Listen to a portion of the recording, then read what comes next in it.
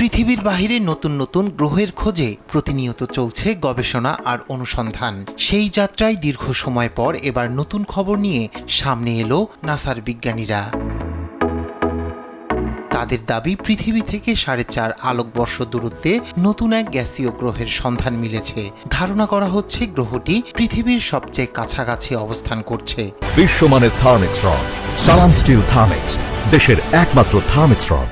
এ নিয়ে দুনিয়া জুড়ে তৈরি হয়েছে কৌতূহল, তবে এতে প্রাণের অস্তিত্ব আছে কিনা তা এখনো অজানা।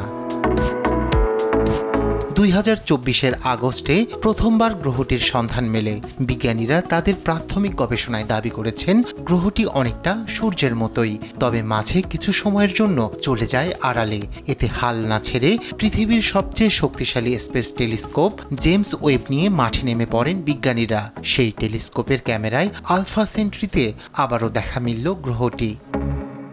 আপাতত বিজ্ঞানীরা একে শনি ও বৃহস্পতি গ্রহের সঙ্গে তুলনা করছেন। মজার ব্যাপার হচ্ছে, গ্রহটির নিজস্ব চাঁদও আছে, যেখানে রয়েছে ভবিষ্যতে বসবাসের সম্ভাবনা।